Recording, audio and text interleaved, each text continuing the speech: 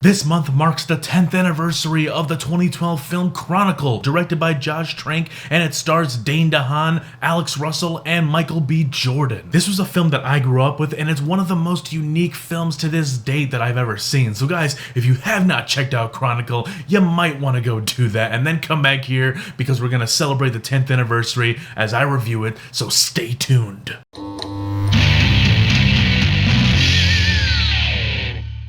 What's up, everybody? Welcome back to the Hess Project. I'm John Rodalaza, and today, like I said, it's the 10th anniversary of the film Chronicle, so let's get into it. Guys, I can't tell you how much I've seen this movie growing up. Maybe 5, 10, 15, I don't know how many times. I've lost count.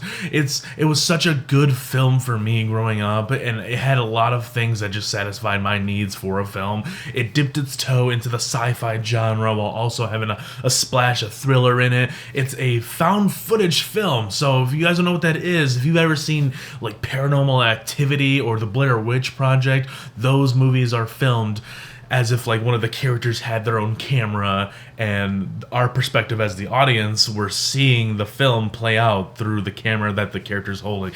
I know it's a little confusing, but I just love the way they did it in this film. This was the first time I'd seen a film like that before, and I thought they invented it, but no, Blair Witch did it like years and years ago. So I've only seen a handful of these types of movies. It's not my favorite genre, but when it's done right and you can justify that type of a camera angle within the story, within the confines of the film, then it works. Let's talk about Dane Dehaan real quick, because we did talk about a performance of his not too long ago in The Amazing Spider-Man 2. He played alongside Andrew Garfield in his film as Harry Osborn, aka the Hoblin.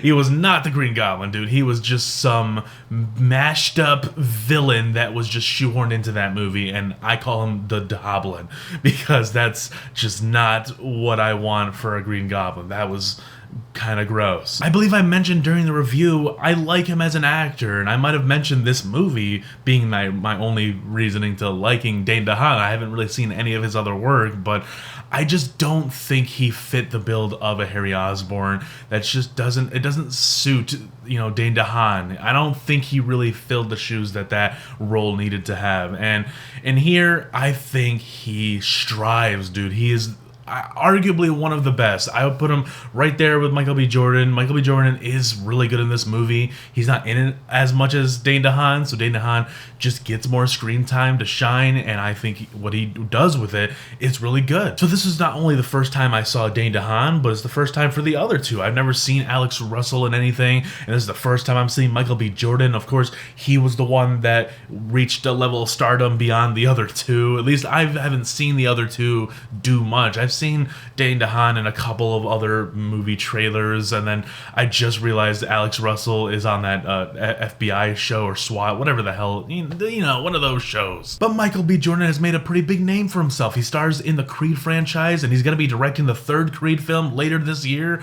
I'm beyond excited for it. At least I think it's coming out this year. It better be. If it is, then I'm still excited for it because I love those first two Creed movies, and Michael B. Jordan can do us no wrong. He also starred in Black Panther alongside the legendary Chadwick Boseman, so I'm a big fan of him, and I really like the three in this movie, okay? Maybe I haven't seen all of their work beyond Chronicle, but I like them all, and I love their chemistry in this film. Supposedly, during the production of this film, Josh Trank, the director, he asked the three co-stars to live together for about a month or two, just, so they can build a bond, so that they could get comfortable with each other, and then their relationship on screen could become more relatable and realistic. And I think that if that's true, that worked very well, because yeah, a couple of them met in the film, but you buy into their relationship and you buy into that friendship and that brotherhood that slowly builds throughout the film, and I love it, dude. And it's just tragic once you get to that second half and things start to fall apart.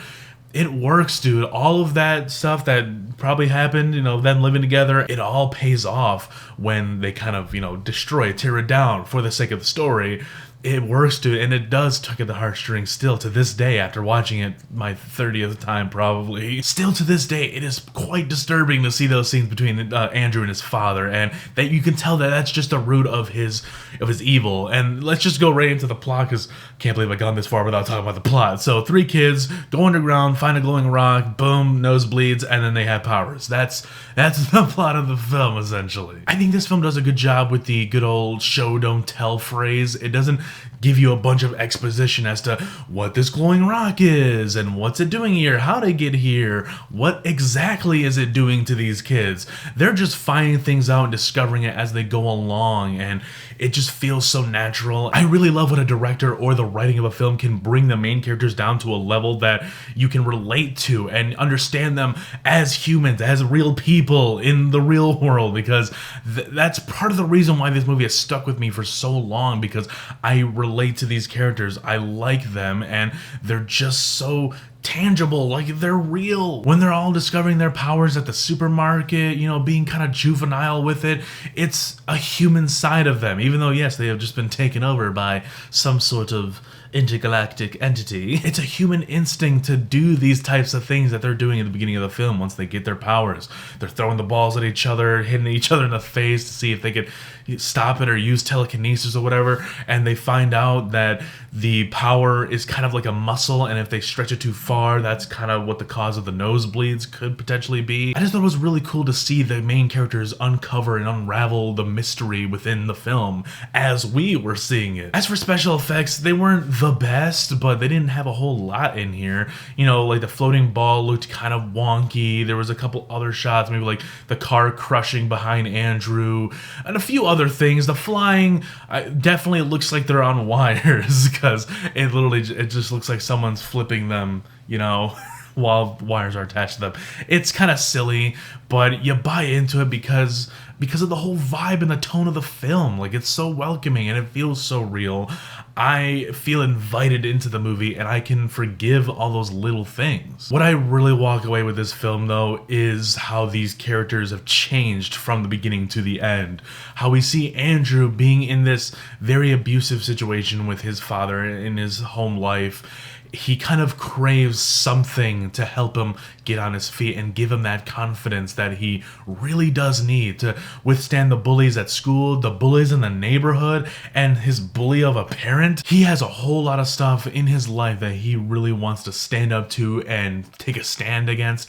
And once he gets these powers, man, yeah, he starts to develop a little bit of confidence, but he kind of overdoes it, and he gives into that power. This power kind of overtakes him, and he overdoes it. It gets the better of him. He accidentally kills one of his friends, Michael B. Jordan's character, and it causes a major rift between him and his cousin, who's Alex Russell.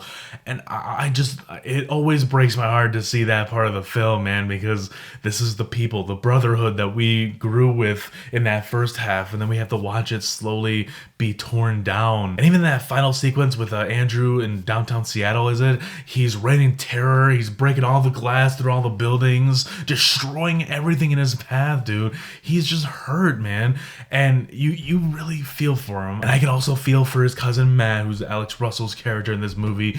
I feel for him when he ultimately decides to kill his cousin Andrew. He decides to take a giant staff off of a statue and just, uses telekinesis to send it straight through Andrew's heart. It is tough to watch, dude, because this is a tragedy. Like, I really did like the Andrew character, and I wanted to see him succeed. I wanted to see him better himself, but he gave in to the evil side of his powers and ultimately led to his demise. Then this movie ends with this kind of noticeable green screen scene with Matt. He's in Tibet now. This is where Andrew wanted to go. He only mentioned it like once in the film, but Matt ends up going there. He brings the camera and he says, goodbye, Andrew, this is it. I'm gonna find answers of what happened to us. And then he just flies off screen, and then it just shows this green screen Tibet. And then it cuts, and then M83 music. Guys, in the end, Chronicle's a really dope film, and it's one that resonates with me a lot because I'm a sucker for movies and stories that showcases brotherhood and then slowly tugs at your heartstrings and tears it apart. I love that kind of storytelling, and I think this is a really good movie for that. So guys, let me know down below if you've ever seen Chronicle. You might not like it as much as me. You're probably not a fan of the found footage style of filmmaking. Well, it's not my favorite, but I love the way they handled it in here. To be honest, I'm still hoping that we get a Chronicle 2. I know they announced that they're going to do something like that. It's going to be at like 10 years after the events, 10 something years after, but it's going to focus on an entirely different group of people, and it's going to focus on what, like fake news and stuff. Don't get me wrong, I think that concept can work, but just saying it and reading it on paper or on your phone, it doesn't sound very appealing. I just want to see Matt's story continue. I want to see what he does next. That's what I want to see. I don't need to restart the whole story with a new cast. That's not what I'm into. So guys, let me know down below, what did you think of this film? Leave a like and subscribe to the channel if you're new.